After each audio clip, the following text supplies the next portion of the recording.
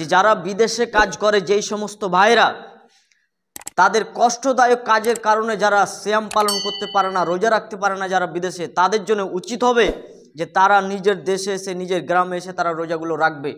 নচেত আপনি যদি বিদেশে রোজা রাখতে না পারেন, আপনি যদি সফরের নিয়ত করে যদি আপনি বিদেশে কাজ করেন, সফরের নিয়ত করে যদি থাকেন, তাহলে আপনাকে ওই রোজাগুলো আবার কাজা আদায় করতে হবে, মানে অন্য মাসে আপনাকে পূরণ করতে হবে। তো কোন মাসে আপনি করেন?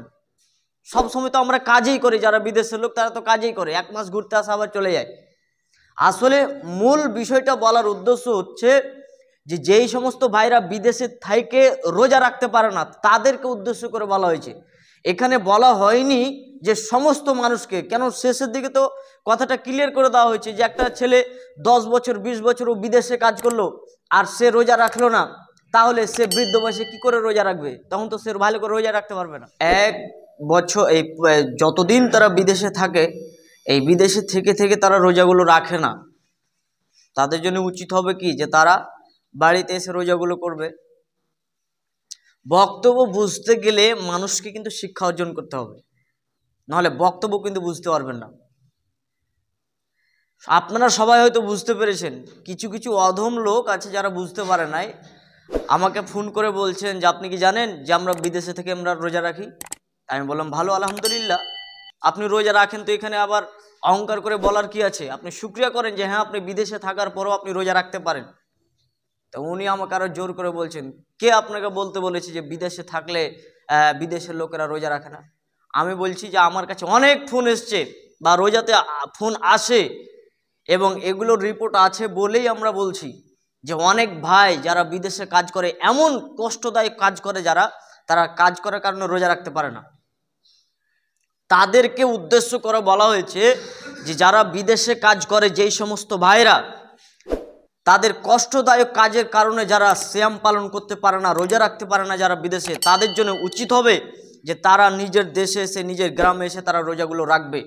নচেত আপনি যদি বিদেশে রোজা রাখতে না পারেন, আপনি যদি সফরের নিয়ত করে যদি আপনি বিদেশে কাজ করেন, সফরের নিয়ত করে যদি থাকেন, তাহলে আপনাকে ওই রোজাগুলো আবার কাজা আদায় করতে হবে, মানে অন্য মাসে আপনাকে পূরণ করতে হবে। তো কোন মাসে আপনি করেন? সব সময় তো আমরা কাজেই করি, যারা বিদেশের লোক তারা তো কাজেই করে, এক মাস ঘুরতে আসে আবার চলে যায়। আসলে মূল বিষয়টা বলার উদ্দেশ্য হচ্ছে যে যেই সমস্ত ভাইরা বিদেশে থেকে রোজা রাখতে পারে না তাদেরকে উদ্দেশ্য করে বলা হয়েছে।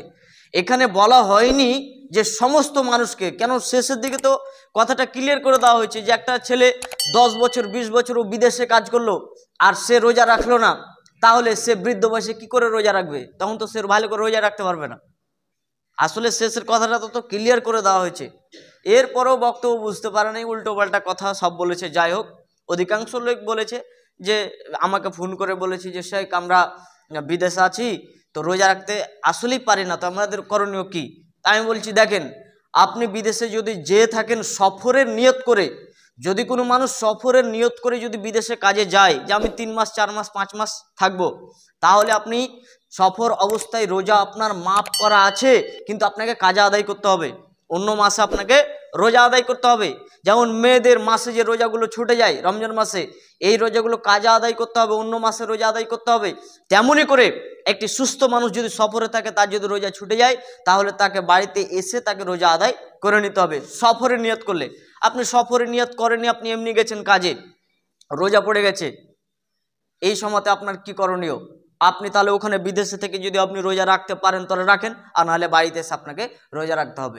কথাটা এইটুকু, শুধুমাত্র এইটুকু কথাটা ওরা বুঝতে পারেনি। আসলে ওরা বুঝেছে যে আমি নাকি সবাইকে বলে দিয়েছি। যাই হোক, ফির আল্লাহ আলাম। আর যে ভাইরা ভুল বক্তব্য বুঝেছে আল্লাহ তাদেরকেও ক্ষমা করুক। হ্যাঁ, আর আমি কাউকে আসলে কষ্ট দিয়ে কথাগুলো বলতে চাইনি, আমি নাকি বিদেশের লোকদেরকে আমি কষ্ট দিয়ে কথা বলেছি, না। বিদেশের শ্রমের ব্যাপারে আপনাদের এখানে বক্তব্য দিয়েছি, ইউটিউবে আমার বক্তব্য আছে যে শ্রমিকদেরকে ভালোভাবে তাদের পরিশ্রমের যে বেতন, তাদেরকে তাদের মজুর সঠিকভাবে না দেওয়ার কারণে মালিকদেরকেও আমি অনেক কথা বলেছি।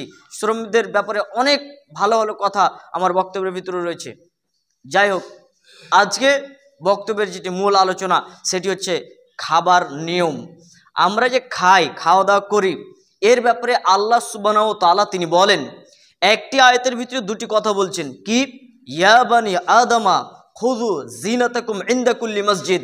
হে আদম সম্প্রদায়ের লোক, হে আদম সন্তান, তোমরা যখন মসজিদে আসবে, নামাজ পড়বে, তোমরা যখন নামাজ পড়ার জন্য নিয়ত করবে, তখন তোমরা তোমাদের পোশাক পরিচ্ছদ তোমরা সুন্দর গ্রহণ করো। নামাজ যখন তোমরা আদায় করবে তখন তোমরা সুন্দর পোশাক পরিচ্ছদ তোমরা গ্রহণ করো। এটা একটা কথা বললেন। যদিও পোশাকের ব্যাপারে বিস্তারিত আপনাদের সামনে আলোচনা করেছিলাম, আমার মনে আছে, বিস্তারিত আর বলছি না।